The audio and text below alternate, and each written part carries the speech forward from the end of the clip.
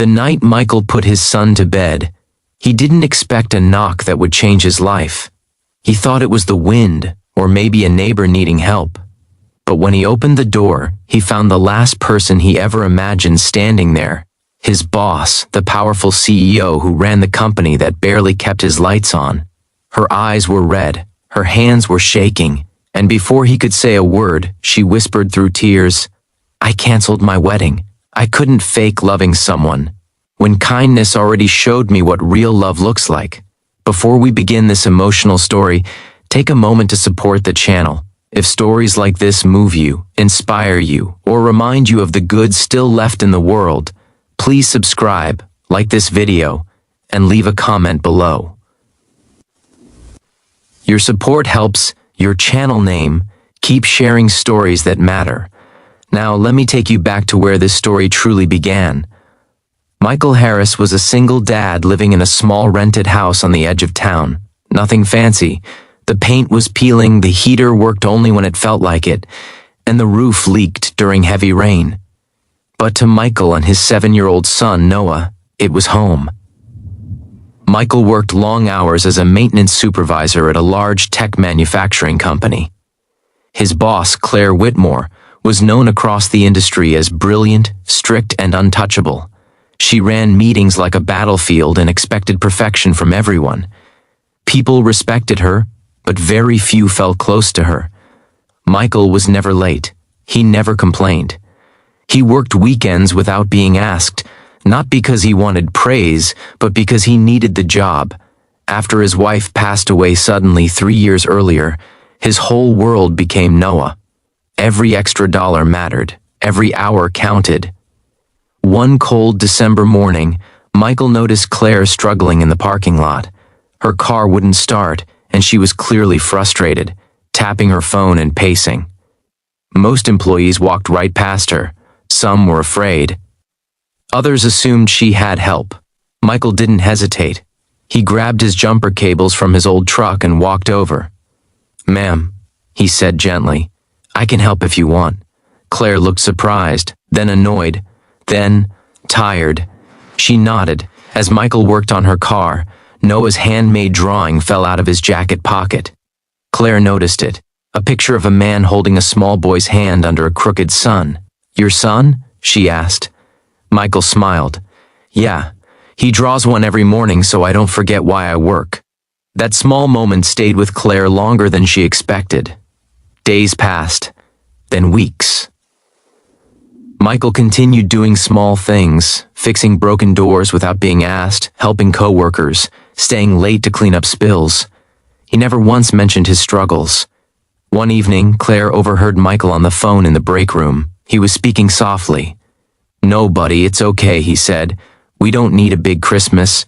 Just being together is enough." "Yeah, Santa understands." Claire stood frozen outside the door. That night, she went home to her luxury apartment overlooking the city. Her fiancé, Daniel, was waiting with wedding catalogs spread across the table. Everything was perfect on paper. The venue, the guest list, the future. But it felt empty. Claire had spent her whole life chasing success. She believed love was something you scheduled between meetings. Kindness was optional. Weakness was dangerous. Yet here was Michael, exhausted, underpaid, carrying grief, and still choosing kindness every day. A week before Christmas, a major pipe burst at the office late at night. Michael rushed in, even though it was his only night off. Noah sat in the truck wrapped in a blanket, coloring quietly while his dad worked. Claire showed up unexpectedly. She saw Noah sleeping in the passenger seat.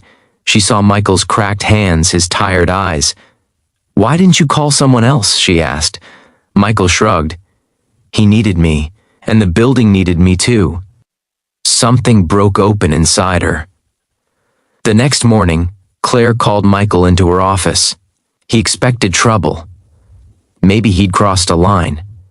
Instead, she handed him an envelope. Inside was a bonus, enough to cover rent, utilities, and Christmas. Michael's hands trembled. "I can't." "You can," she said firmly, "and you should." Tears filled his eyes. "Thank you," he whispered. You don't know what this means. Claire did know. For the first time, she truly did. But kindness has a way of asking more of us. On Christmas Eve, a snowstorm hit the city hard. Power lines went down across neighborhoods. Michael's house lost heat. Claire, sitting alone in her penthouse, thought of Noah in the cold. Without overthinking it, she grabbed blankets, food, and drove through the storm to Michael's address, an address she had quietly looked up weeks earlier.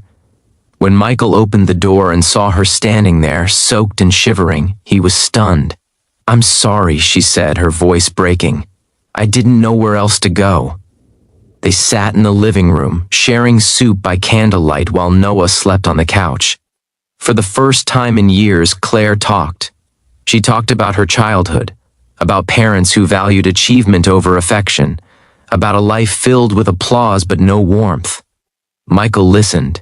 He didn't judge, he didn't interrupt, he just listened. That night changed everything.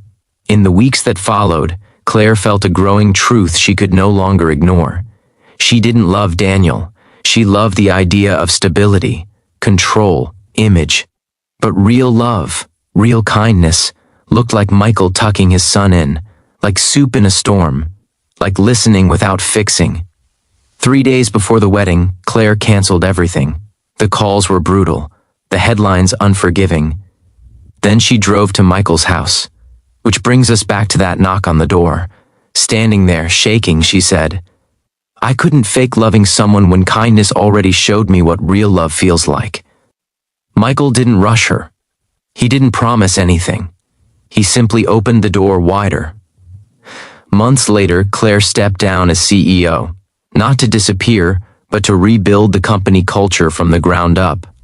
Michael was promoted, not just for his skills, but for his heart. They didn't rush into a fairy tale. They built something real, together. And Noah? He drew a new picture, 3 hands, 1 son, and a house that finally looked warm. Kindness doesn't always shout. Sometimes it whispers through small choices. A helping hand, a listening ear, a door opened on a cold night. And sometimes, it changes everything. If this story touched you, let it remind you that kindness is never wasted. Share it, live it, and pass it on.